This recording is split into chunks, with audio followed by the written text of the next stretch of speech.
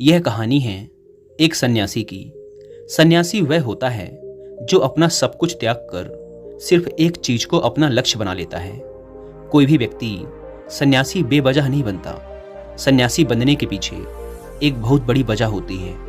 उस व्यक्ति के सन्यासी बनने के पीछे भी एक बहुत बड़ी वजह थी। सन्यासी बनने से पहले उस व्यक्ति के मन ने उस व्यक्ति से बहुत से गलत कार्य करवाए थे, बहुत से पाप करवाए थे। उस व्यक्ति का मन उसका मालिक बन चुका था और वह अपने मन का गुलाम। जीवन के हर सुख, आराम और ऐश्वर्य प्राप्ति के बाद भी उस व्यक्ति के मन में अथाह पीड़ा थी और यही मानसिक पीड़ा उसे सन्यासी बना देती है।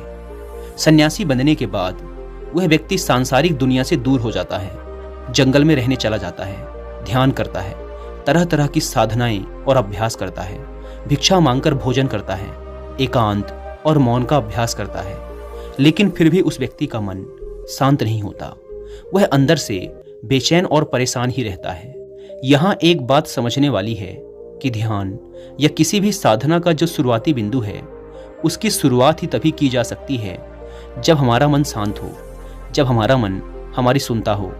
लेकिन उस सन्यासी का मन ना तो शांत था और ना ही उसकी सुन रहा था। उस सन्यासी के मन में यह बात गहराई से बैठती जा रही थी कि मन को वश में करना, मन पर काबू पाना असंभव है। लेकिन फिर एक दिन उस सन्यासी को एक व्यक्ति मिलता है जो ना तो कोई साधु सन्यासी होता है और ना ही कोई बुद्धिमान व्यक्ति। वह तो बस एक साधारण सा चारवाहा था जो उस जंगल में अपनी भेड़ों को चरा रहा था। वह चारवाहा उस सन्यासी के पास आकर उससे पूछता है, क्या मैं तुम्हारी कुछ मदद कर सकता हूँ? तुम बहुत परेशान लग रहे हो। मैं तुम्हें पिछले कई दिनों से देख रहा हूँ। तुम बहुत बेचैन रहते हो। अगर तुम चाहो तो मैं तुम्हारी सहायता कर सकता हूँ। चारवाहे की बात सुन सन्यासी कहता है, भला तुम क्या मेरी मदद कर सकते हो?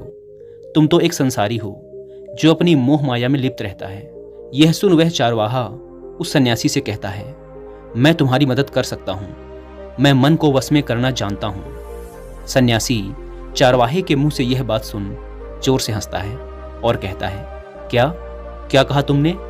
तुम मन को वश में करना जानते हो? मैंने अपना सब कुछ त्याग दिया, आकर जंगल में रहने लगा। तब भी मैं अपने इस मन का गुलाम हूं और तुम कह रहे हो कि तुम इसे वश में कर सकते हो।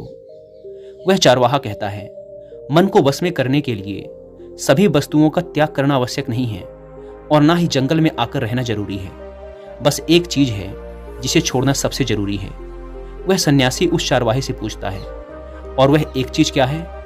वह चारवाहा सन्यासी से कहता है, वह एक चीज है गलत जानकारी।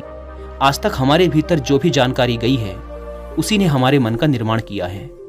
सन्यासी उस चारवाहे से पूछता है, परंतु वो कैसे? वह चारवाहा समझाते हुए कहता है, मान लो तुमने आज तक अपने जीवन में सेब का फल नहीं खाया, तुम्हें सेब के स्वाद के बारे में कुछ भी नहीं पता, तो क्या तुम्हारा मन कभी सेब खाने को कर सकता है? नहीं ना। इसीलिए हमारे मन का निर्माण जानकारी से होता है।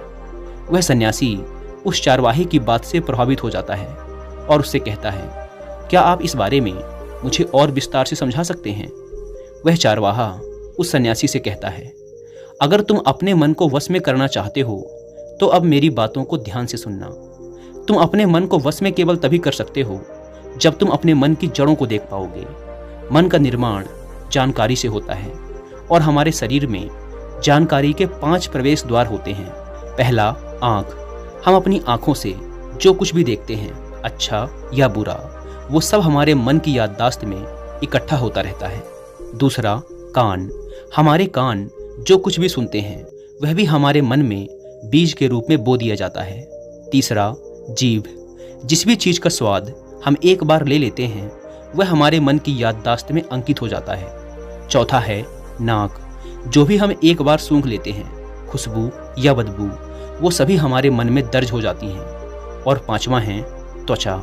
जिस भी चीज को हम एक बार छू लेते हैं, स्पर्श कर लेते हैं, उसकी याददाश्त हमारे मन में कहीं न कहीं अंकित हो जाती है। इन 5 शारीरिक दरवाजों से जो भी जानकारी हमारे अंदर जाती है वह जानकारी बीजों के रूप में जमा हो जाती है और धीरे धीरे वृक्ष बनती है। हमारा मन मिट्टी की तरह है जिसमें बीज बोए जाते हैं और हमारी बुद्धि बीज बोने वाले किसान की तरह है।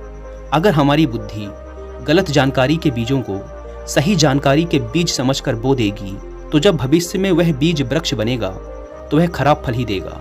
तुम्हारा मन तुम्हारे वश में इसीलिए नहीं है क्योंकि तुमने पहले से ही अपने मन में बहुत सारे गलत बीज बो रखे हैं और अब वो बीज बड़े वृक्ष बन चुके हैं।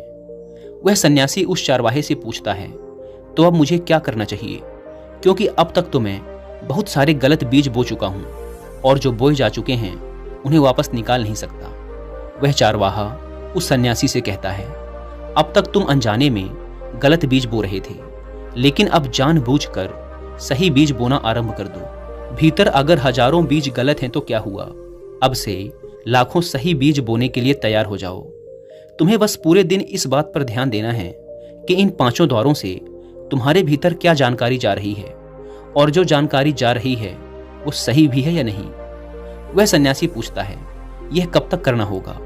वह चारवाहा कहता है, पूरी जिंदगी भर। जिस प्रकार तुम हर दिन अपने पेट को अच्छा भोजन देते हो, उसी प्रकार तुम्हें हर दिन अपने दिमाग को भी अच्छा भोजन देना है, यानी सही जानकारी और सही विचार। जीवन में हर दिन हर पल तुम्हें सिर्फ 2 विकल्प मिलेंगे, जिसमें से एक विकल्प तुम्हारे लिए सही होगा और दूसरा गलत, लेकिन तुम्हें हर बार सही विकल्प का ही चुनाव करना है। हमेशा याद रखना, सही विकल्प का चुनाव करते समय तुम्हारे भीतर पीड़ा पैदा हो सकती है, लेकिन वह पीड़ा सिर्फ कुछ समय ही रहेगी। इसीलिए चाहे तुम्हारे अंदर कितनी ही पीड़ा क्यों ना हो, तुम्हें हर बार सही का ही चुनाव करना है। जितनी बार तुम सही चुनोगे उतनी बार तुम अपने अंदर एक सही बीज बोओगे, और जिस दिन तुम्हारे अंदर के सही बीजों की संख्या गलत बीजों की संख्या से अधिक हो जाएगी, उस दिन तुम्हारा मन तुम्हारे बस में होगा। लेकिन उस दिन के लिए आज से, अभी से अपना प्रयास जारी रखना होगा। वह सन्यासी तो उस चारवाहे की बात को समझ जाता है, लेकिन क्या आप समझ पाए?